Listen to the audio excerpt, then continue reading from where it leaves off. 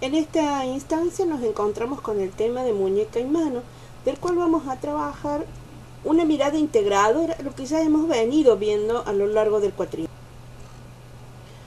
Primero miraremos mano, que también, más allá de ser un órgano efector, hace y tiene una función en esto de efectuar. También hay no solo una ejecución motora, una transmisión sensitiva, sino que hay una expresión, no solo de los afectos, sino comunicacional. Estas funciones tienen sin duda una retroalimentación con el sistema nervioso central. Esto es por una vía aferente y una vía eferente, por la parte sensitiva y motor y cómo éste se va a accionar.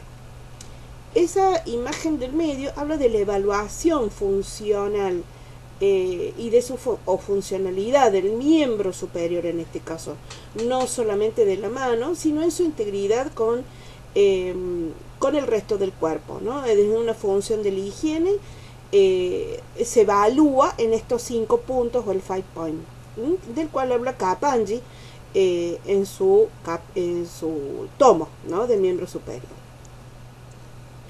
Cuando hablamos de la observación de la mano, vamos a tener muchas miradas necesarias en este abordaje. Los pliegues, ¿sí?, entre las falanges, los pliegues de la palma de la mano, y tenemos que recordar la anatomía para esto. Los elementos óseos de los dedos, de los 4 dedos, que son las falanges, y recordando que el dedo pulgar solamente tiene 2 falanges. El primer metacarpiano funciona, si bien pareciera como una falange, ya que le da una columna ósea muy funcional, muy particular, con los huesos del carpo, desde el escafoides, el trapecio y el primer metacarpiano, hace una columna ósea de soporte, de peso, para también darle la funcionalidad. Y en esto está este análisis o esta mirada, observándolo directamente en los arcos funcionales.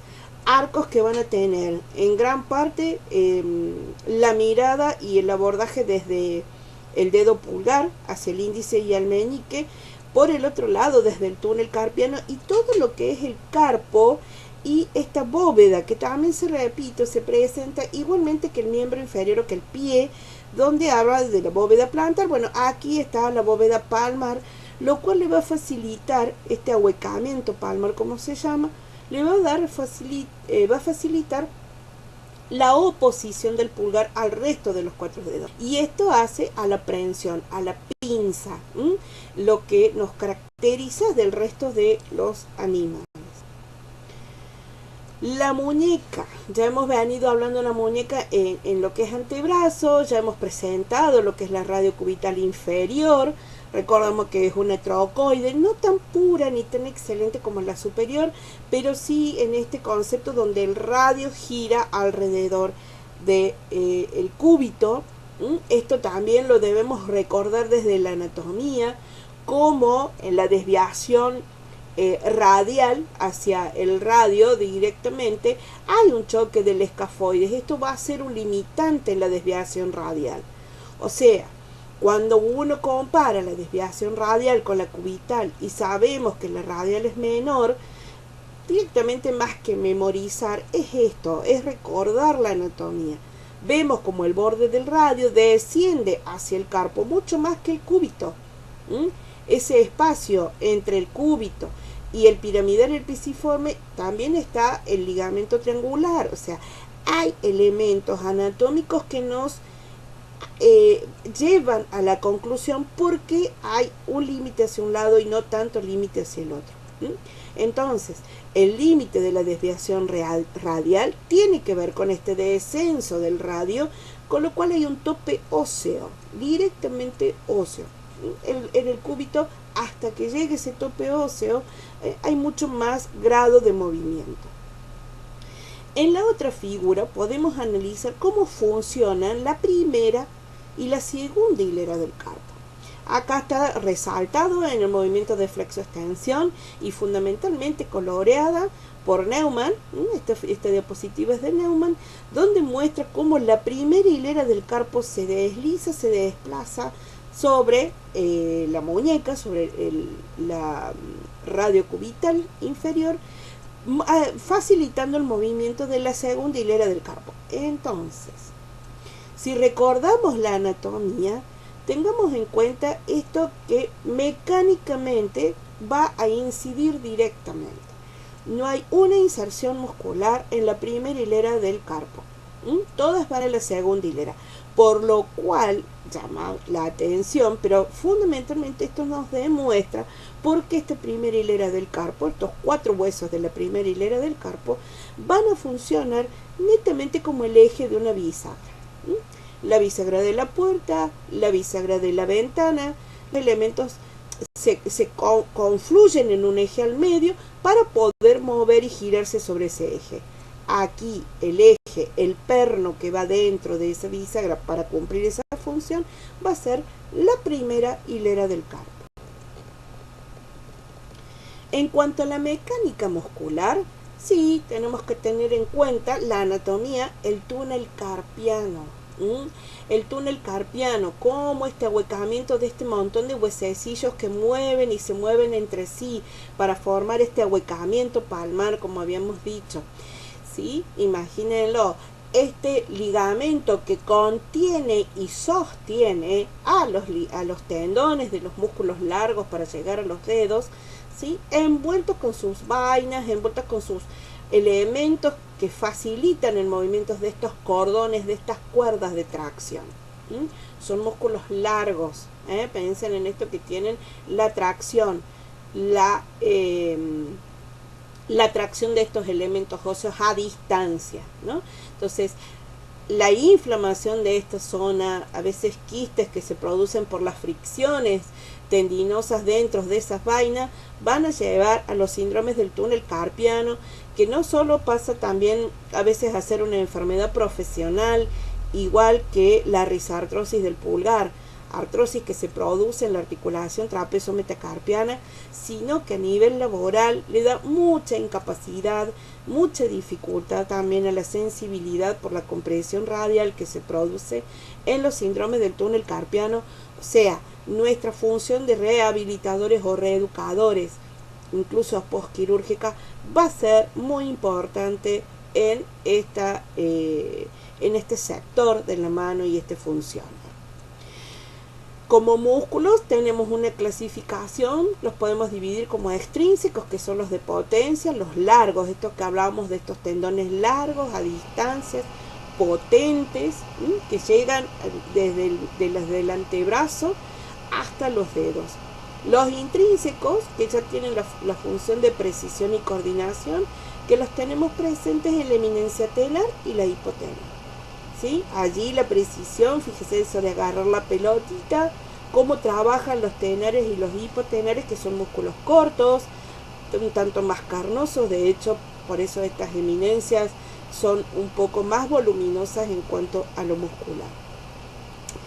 Y las sinergias entre los flexores, extensores y los interóseos también va a facilitar la escritura, una motricidad fina, muy importante en el desarrollo motor de la persona, por la coordinación no solo oculomotora, sino el sistema nervioso a la hora de la escritura. Es muy importante la precisión y bueno, pensar en el uso de los instrumentos o en los dibujantes, ¿no? Cómo esta habilidad, lógicamente como habilidad necesita una repetición para llegar a un gesto motor y lograr la destreza. Si hablamos de posición de la mano, tenemos acá dos. Una, lo que podemos observar como la parálisis del nervio radial, donde la mano queda péndula por la denervación o la falta de estimulación nerviosa hacia los músculos inervados por dicho nervio. Y quiero rescatar, como para que no se olviden, porque esto es, más allá que es pregunta de examen, nos lleva también a un buen rendimiento y desempeño profesional con el cuidado de la posición funcional de la mano. Cuando una persona por diferentes causas debe tener mucho tiempo inmovilizado el antebrazo, la muñeca y la mano, nunca descuiden o olviden el hombro.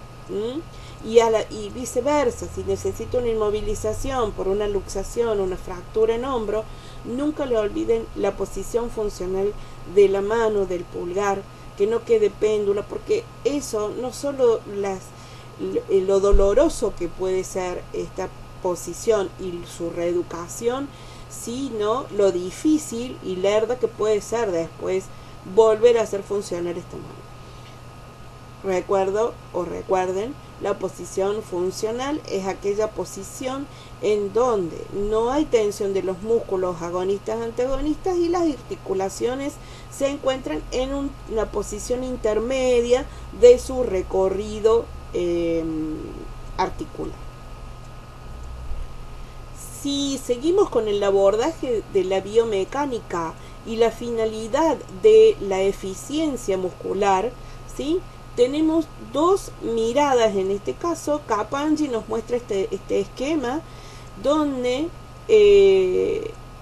muestra la eficiencia de los músculos flexoextensores de todo el miembro superior, según sea hacia arriba, hacia adelante o hacia abajo con respecto al torso, y si sean los músculos extensores o los músculos flexores, ¿sí? Los flexores hacia arriba van a ser mucho más potentes, ¿sí? Es más fácil colgarse que empujar un objeto hacia arriba.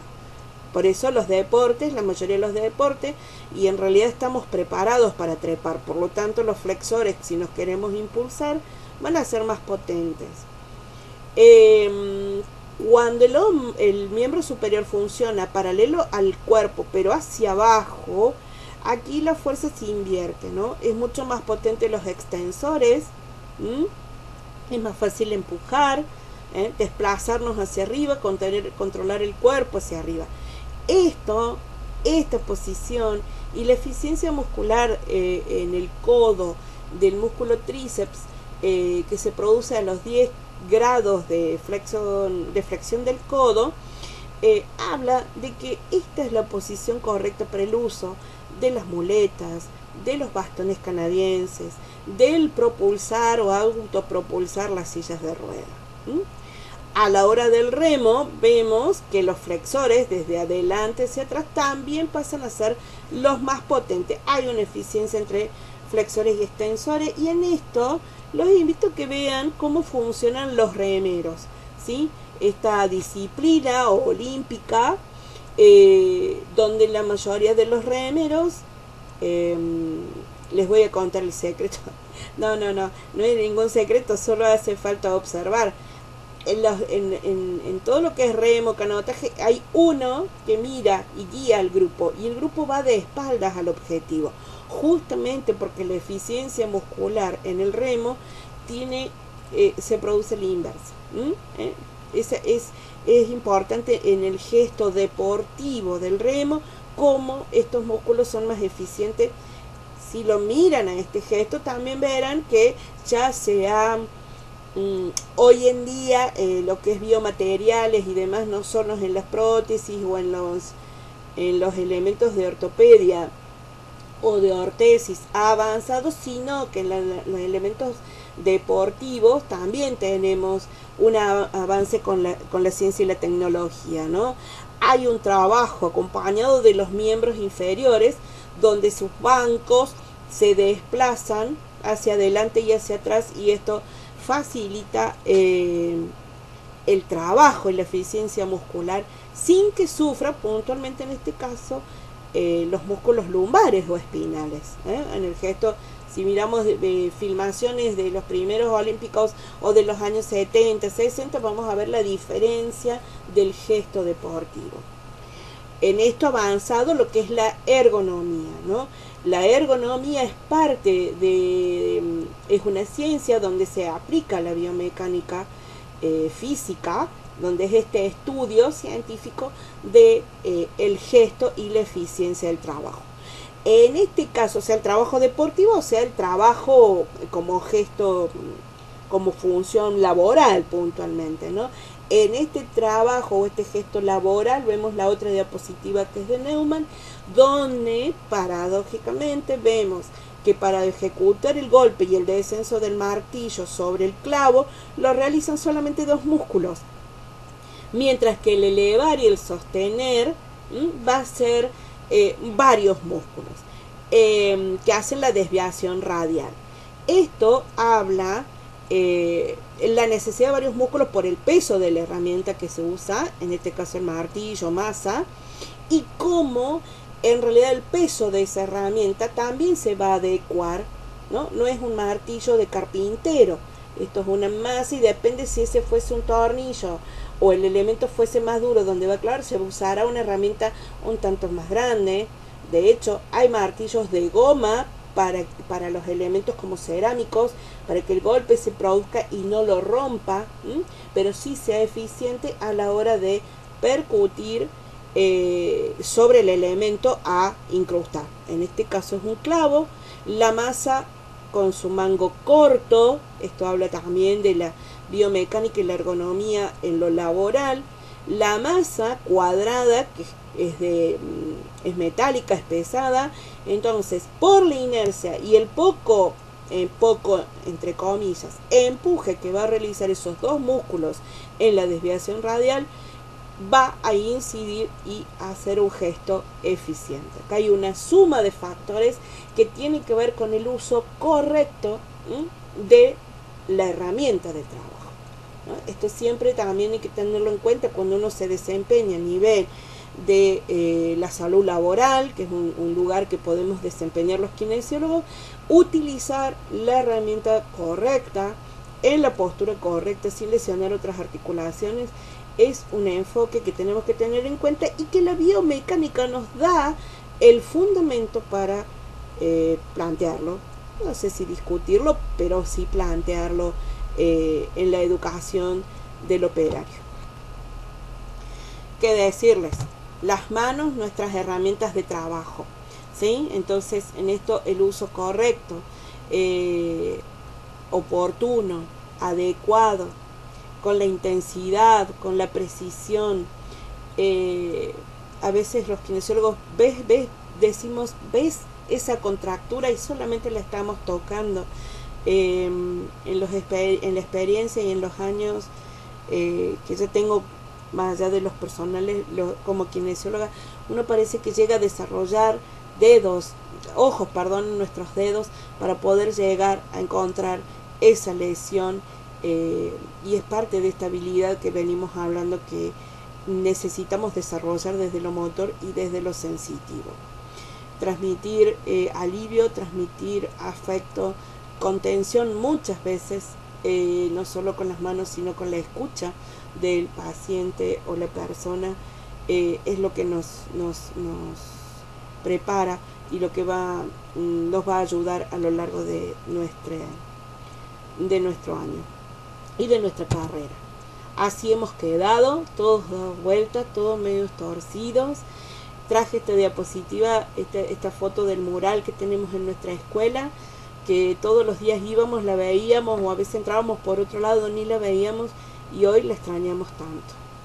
En un año tan particular por este 2020, gracias por este acompañamiento, por esto. Esperemos poder nosotros desde la asignatura haber podido también acompañarlos y encontrarnos en algún momento en forma presencial, y generalmente no se los puede conocer a todos, son más de 300 en el ciclo lectivo, así que cuando nos vean y ustedes capaz que nos reconozcan por las fotos, salúdennos. Y bueno, estamos haciendo historia. Este 2020 nos ha dejado hacia todos, dado vueltas, girando, medio torcido, pero que sea para bien y para crecer. Nos estamos viendo.